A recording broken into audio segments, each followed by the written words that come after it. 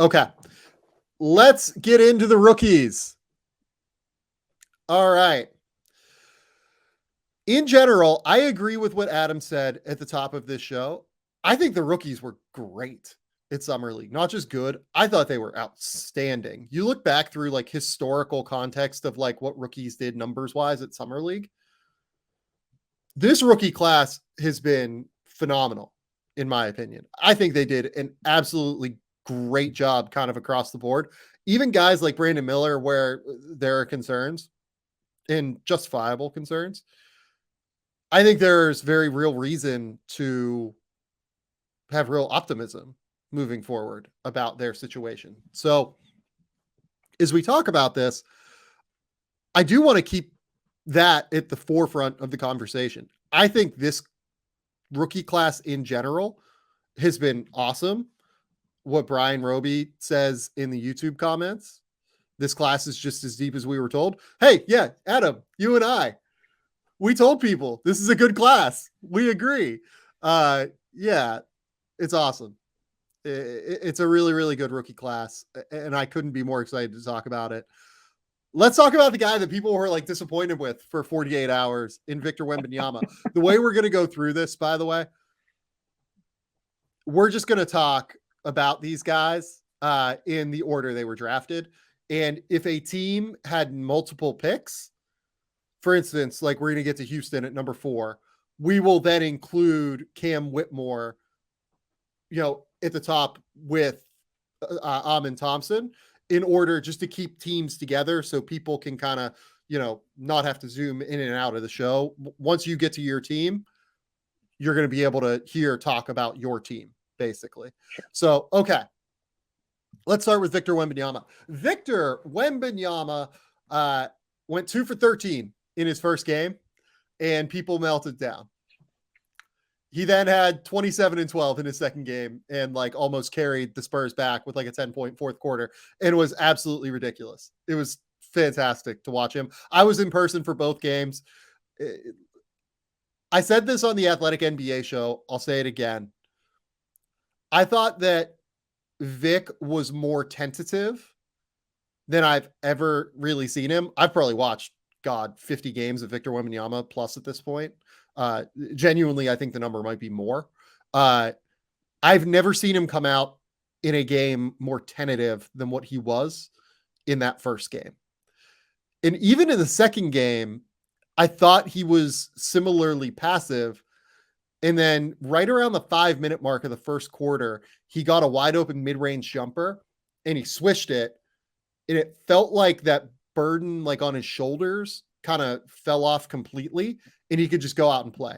And then in the next 21 minutes, he went out and dropped like 25 points and was ridiculous. What were your overall impressions of Victor Wembanyama's 2 games in Las Vegas? So the overwhelming takeaways for me were watching that second game that he was playing in, which I believe that one was against Portland, if I'm correct. The massive comeback that San Antonio mounted fully because of his presence defensively. Like, he's going to be a very, very special defender. We can nitpick the shooting numbers or how consistently he's knocking down shots from 3 right now all we want. The defensive impact that Victor Wembanyama is going to have early on in his career is going to be pretty high, but the ceiling is through the roof with that guy. Just as we all predicted, like, he is going to be a massive defender at the NBA level. And the second thing for me is Summer League, you rarely see people draw extra attention from scouting reports and game plans to be double teamed preemptively, to have teams shadow and shade all the way to them when they catch the ball in the mid post area. Yep. It is an ultimate sign of respect that everyone else is kind of catering to what you could do your first and second game ever in Summer League. And Victor Wembanyama received that type of attention. Like, he didn't play perfect basketball, and that first game was not the best showing of him that we could have seen. But my God, are all of the signs of how everyone else that he shares a floor with treating him, those signs scream superstar. Completely agree. I thought he was absolutely phenomenal in the second game, particularly. Here's the thing in the first game. He went 2 for 13. Like, I'm not going to sit here and tell you Victor Wembanyama played well. He didn't play well. In that first game, do you know how many points per possession the Charlotte Hornets had? Oh, probably like 0.6. Yeah, 0.67. Yeah, That was bad. the lowest point per possession number of any game at Summer League this year.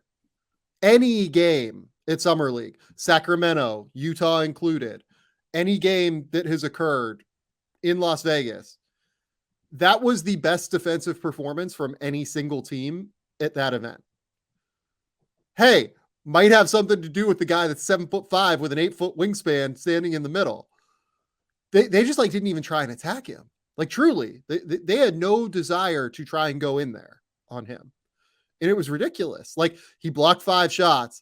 The Hornets made 43.3% of their attempts within 6 feet of the basket in that game. And that includes transition opportunities. Like he was insane defensively in that game. Like truly ridiculous.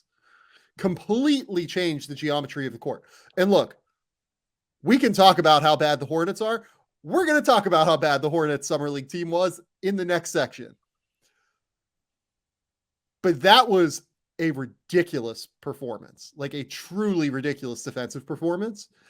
And I think he probably did not get enough credit for the defense in the first game. The second game, I mean, look, like was totally ridiculous. Like, you know, made a 3, made a couple mid-range jumpers, like lived at the foul line. Like Portland could not stay in front of him, could not stand in like proper guarding position, essentially. Like it was absurd trying to like deal with him. Ibu Baji, hot take, cannot guard Victor Wembanyama. I don't know if you knew that, Adam. It was an awesome offensive performance. And I'll tell you this, man, like being in that crowd, I don't know if it's like the novelty of having not seen somebody that is like this before, or just like the hype train, people like you and I having talked about Vic for as long as we have now, going back and forth, breaking down, you know, basketball in the way that we have with Victor Wembanyama throughout the draft cycle. But man, people are excited to see this dude. Like, the vibe in the arena was different for him. Like I was there for Lonzo. I was there for LaMelo. Or not for LaMelo. LaMelo didn't do summer league. I was there for Lonzo. I was there for Zion. I was there for who else are the big ones? I'm trying to think. There are a few other like bigger debuts that we saw. Basically, anytime the Lakers had a high draft pick, like I was there, and it was a big deal because people come in from LA to Vegas in the arena, like you can feel the energy. You could feel it with the Spurs, like at Summer League because of Vic. People want to see this dude. They want this dude to succeed. It's going to be really interesting to see like what the Spurs road game attendance looks like. I would bet it might be a little bit higher. Like it's going to be really interesting to see what the Spurs attendance looks like this year. I bet it's drastically higher. Like there is a real buzz among like fans around Vic that people like truly care about this dude and like truly want to see him succeed. Yeah, and he's just laughable to watch. Like there's one play every game that's just laughable. I've never seen anything like this before. How do you stop it? Like it's he's comical in some regard. The tips to himself for offensive rebounds always make me chuckle. Like what are you supposed to do with somebody that gargantuan? And to top it off, like he was really consistent in both games. Like defensively, he had a great first performance and shut down the Charlotte Hornets. And then the second game, like he came out and oops, he did it again. Like he was Yeah. great the entire time in summer league. Yeah. I thought he was really quite good. Do you want to take a minute here and talk about your guy CD? Because I thought CD Sissoko was pretty interesting. Yeah, super interesting. I mean, look, the shot, he's lost some confidence in that regard. I thought that he would have built up and developed a little bit more by this point and feel more comfortable. But when the ball's in his hands, particularly in transition, he just makes fun things happen.